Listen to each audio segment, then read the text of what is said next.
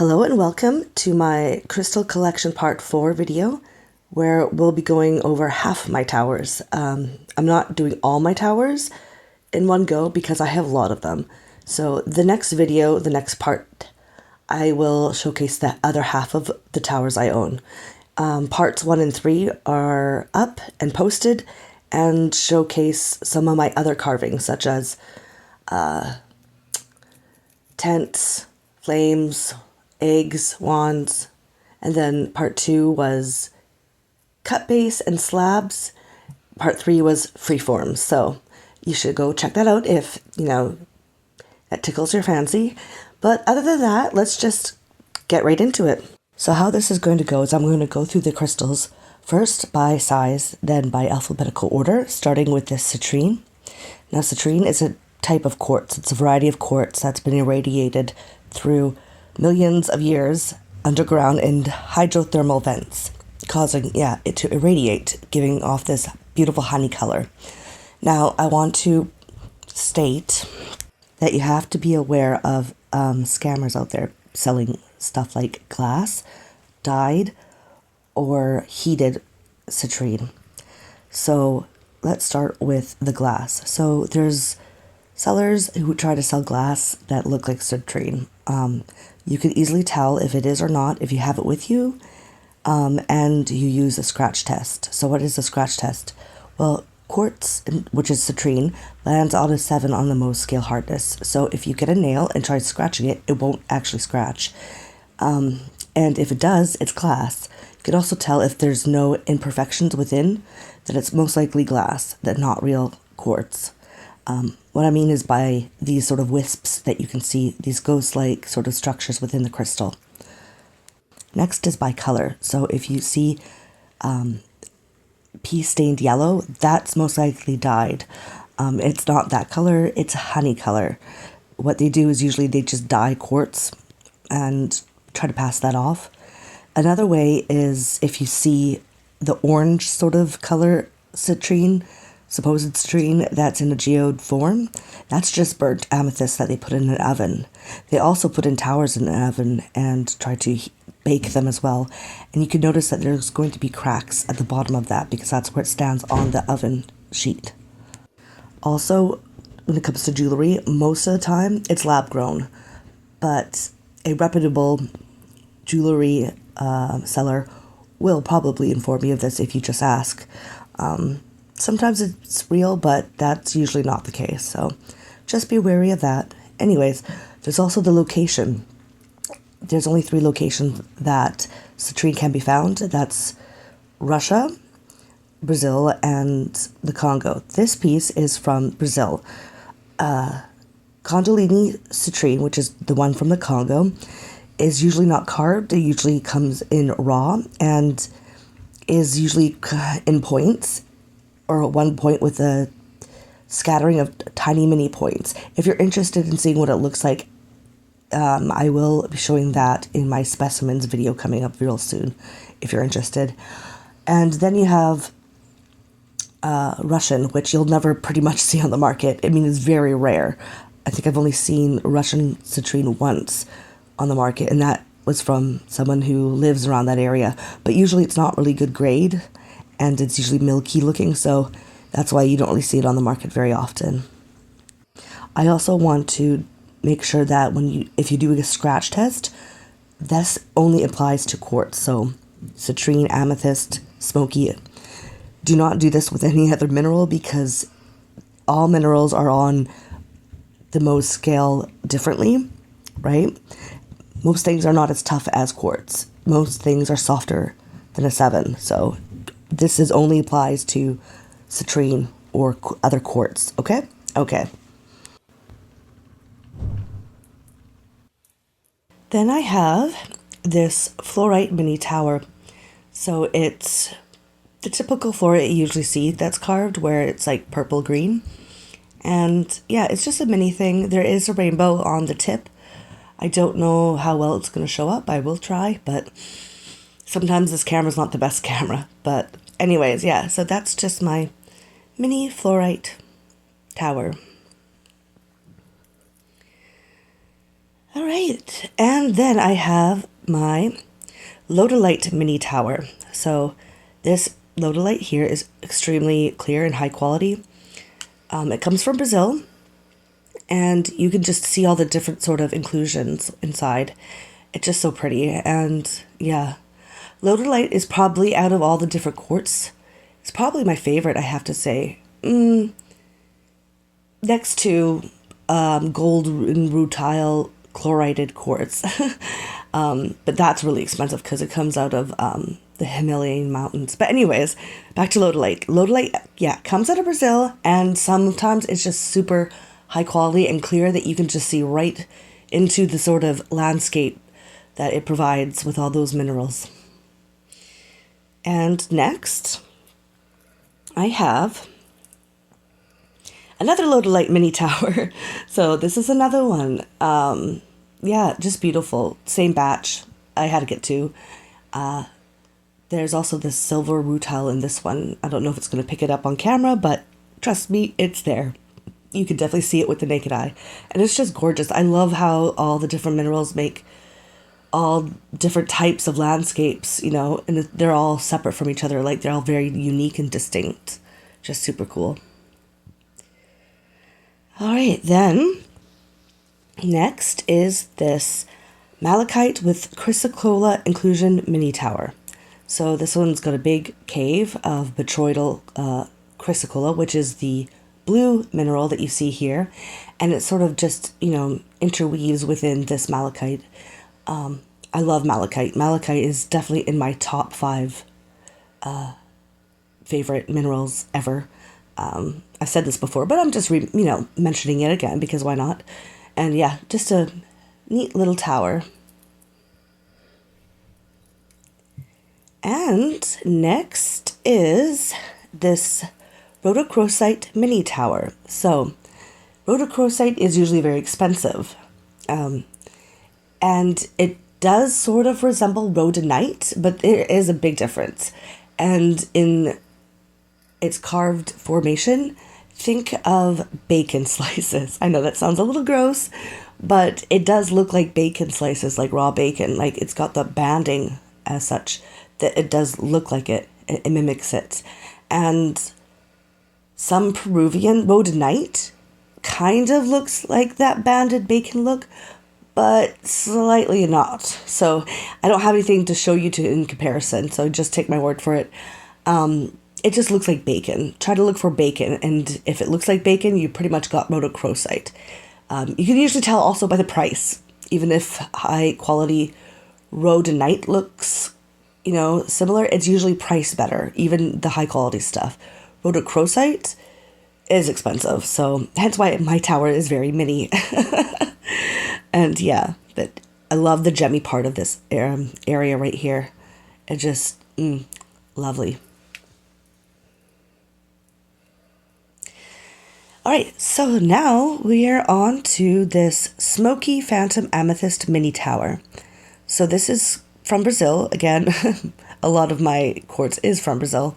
But, so the amethyst portion is very, very subtle. But you do see some of that purple within, just very lightly. And what makes it a phantom is that you've got this smoky colored crystal that looks like it's sort of trying to grow within, but not.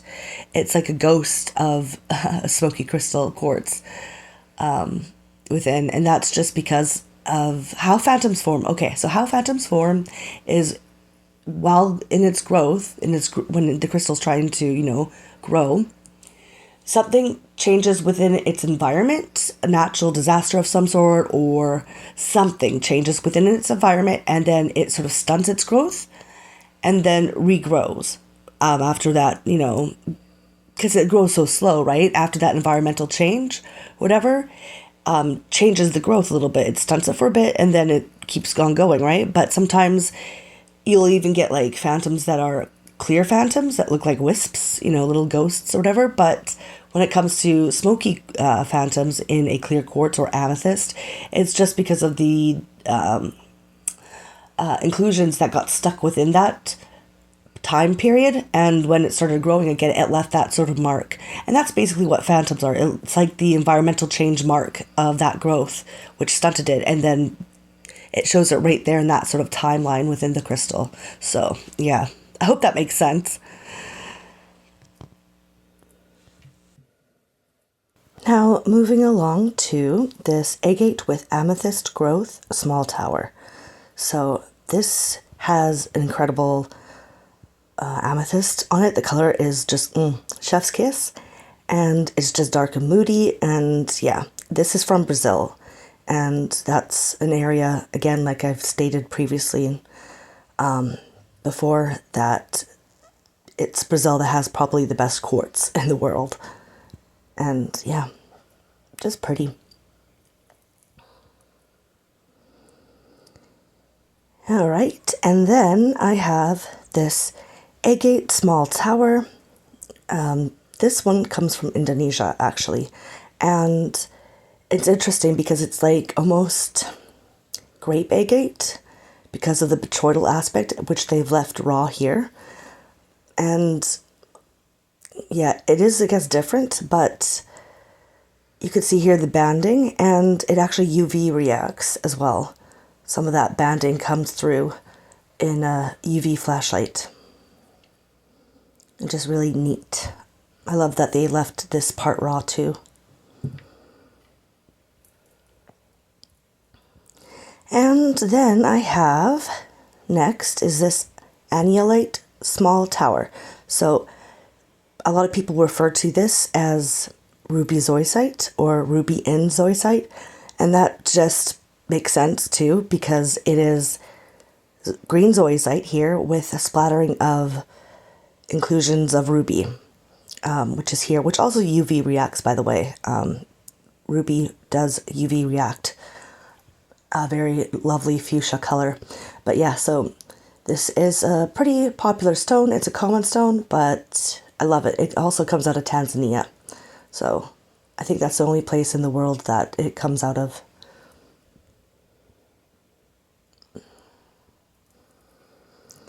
Up next, I have this aventurine small tower. Now, aventurine is pretty common.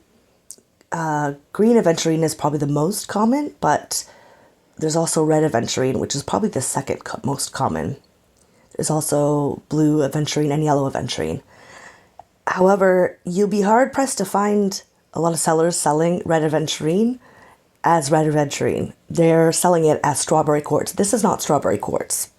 Strawberry quartz is not a quartzite, and that's what aventurine is. Aventurine is a quartzite, and strawberry quartz is quartz with inclusions that it looks very similar, but it is different. Strawberry quartz is completely mined out. You cannot find it. There was only a very few select places that had mined strawberry quartz, that have found strawberry quartz. The last of them being Kazakhstan. And yeah, that's been mined out for a while. I'll show you pictures on screen what it looks like, and you can see that it's similar but different. But I love red aventurine. I don't know, well, I know why they are doing that. They're doing it for marketing purposes because it sounds better, I guess, selling red aventurine as strawberry quartz, because it was in demand for a while until it was mined out. Now they don't have any more to sell, so they're just calling this now strawberry quartz. It's not though, but I feel bad for it because it's this is really pretty. Red aventurine is nice, and it should get its due as aventurine. There's nothing wrong with that. So I don't know. But yeah, so this is my red aventurine small tower. Then I have this blue lace agate small tower. So again, blue lace agate is expensive considering it's not that rare. I don't know why. I don't know why it's so expensive, but it is. So I have this, just a small little tower here, and it does UV react. And I also love the fact that they left this part raw because of the quartz that was growing on it. You don't always find that in blue lace agate pieces. Then, moving on, we have Bumblebee Stone Small Tower. So, you may have heard of Bumblebee as a jasper. It's not a jasper. A jasper is a microcrystalline. This is finely dispersed realgar with calcite, and the black is actually burned pyrite, and it's also yellow because of the changes of the realgar mixed with sulfuric acid, or yeah, gases, not acid, sorry, sulfuric acid, gases, I can't even say that, sulfuric gases, that is what creates the yellow, right? And it is expensive. Bumblebee stone is expensive because it's only found in one area in Indonesia, which is on top of a volcano, an active volcano. And it's toxic. The gases are very toxic, so you have to be very careful when mining it. It's extremely dangerous when mining it. It's fine if it's been polished, so don't worry about, poisoning yourself with it. Some people scaremonger, I think, some crystals and rocks and all that, but if it's polished, you can be sure that, and if anything's polished, you're fine touching it. Like, you don't have to worry about it. As long as you're not using it for lapidary purposes, you're fine. And even then, you should know, if you're going to be cutting into the stone and salt and all that, you should know what kind of precautions to take if you're, like, that involved. So, but either way, you're fine holding it or whatever. Just don't lick it, because that's never good. But yeah, so the reason why I picked this one up is because it reminded me of a pencil. Doesn't it look like a pencil? You got your tip here, and then, like, this banding here kind of looks like the part where you would have an eraser at the end. Yeah, so I just thought that was kind of cool. All right, so next is this crazy lace agate with amethyst small tower. This is not two different materials, right? It's not like two different materials glued together. What am I saying? What it is just agate, which is a microcrystalline that has amethyst growth on top of it, and just sort of cut and polished into, a carving. So it is one stone, just with two slightly different minerals, because agate is a microcrystalline, and, well, a microcrystalline is a type of quartz, a microscopic quartz, and then you have amethyst, which is a quartz. So you often find amethyst or quartz or whatnot actually growing on top of agate. I mean, you even see it in the druzy parts of particular agates, right? So, yeah.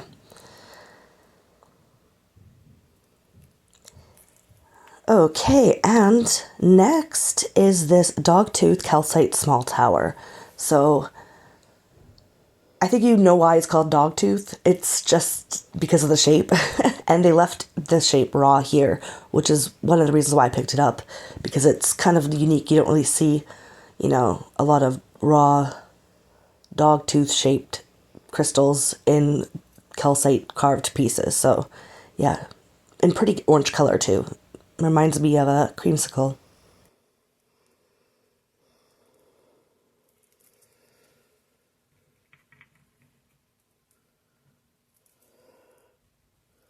Then I have this very deep, dark flower agate small tower. This one is obviously black chalcedony.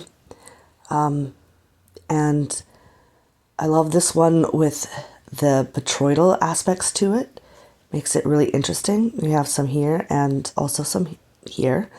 And yeah, really interesting. You don't really see many black flower agates out there, so definitely a unique piece. And it also UVs under black light. Yeah.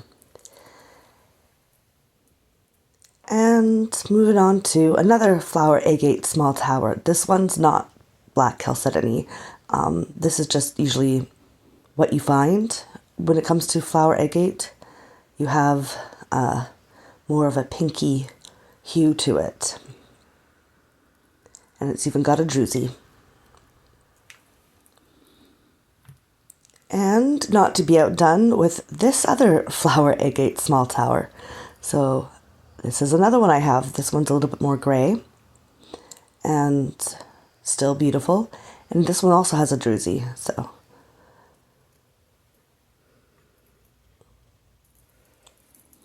And then I have this fluorite small tower. This tower is actually quite old. I got this when I was like a teenager.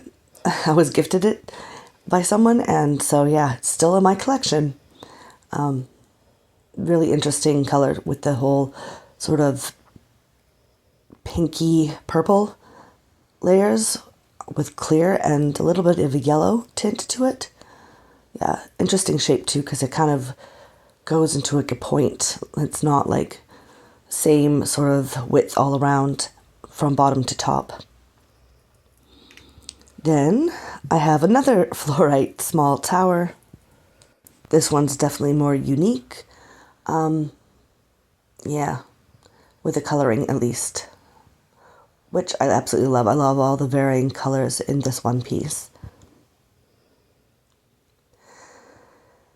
Then, again, I have a lot more fluorite than even flower. So this is the third fluorite small tower. It's just green, but a beautiful green. This one really UV reacts, and it reacts blue. Fluorite will UV react most of the time, some brighter than others. This one's really bright under black light.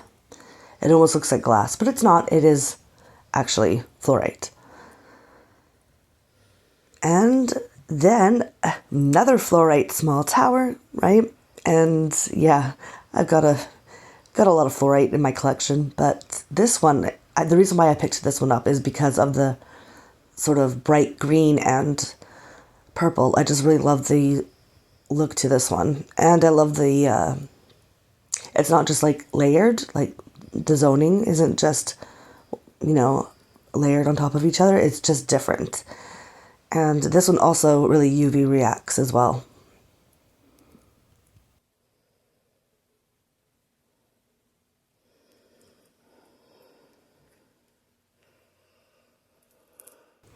And then we have this iolite with apatite inclusion small tower. So this is interesting because you don't really see apatite and iolite together very often. But yeah, iolite is this beautiful indigo color, and the apatite is the sort of green color that you see here. Really interesting piece.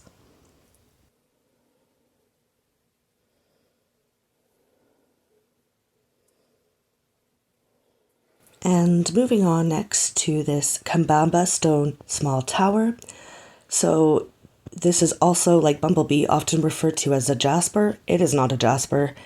It is not a microcrystalline. It's a type of rhyolite.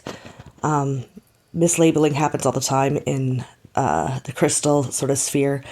And it's good to know, just so you have an understanding of the crystals that you buy, what they are, how they're made, like as in their construction, right? Naturally.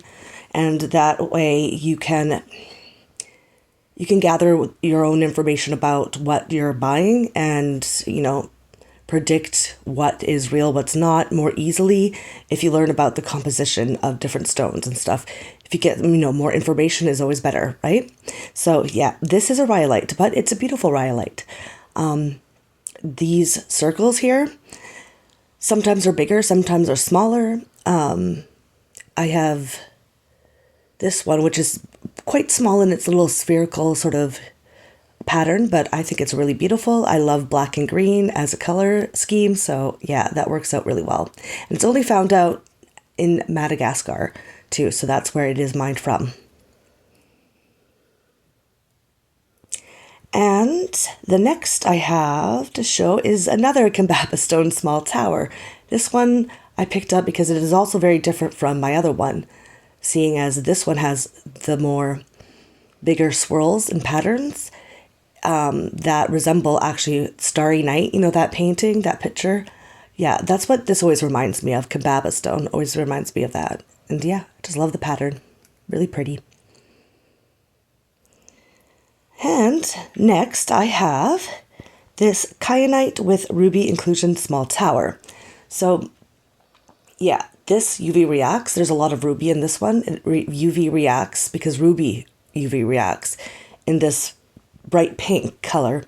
And you usually find the annulite, which is the zoisite with ruby. You also find fuchsite with ruby sprinkles in it at times, and that is more of a greenish coloring because fuchsiate's more green.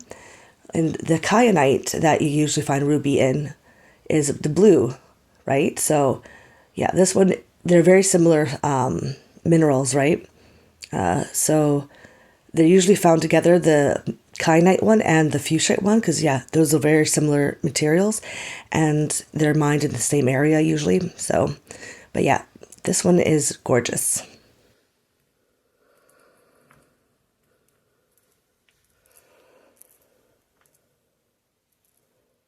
And I think we're going to stop right there because this video will get too long. Like I said before, I have more towers. I will showcase them in my next video. And yeah, until next time, like, comment, and subscribe, and bye!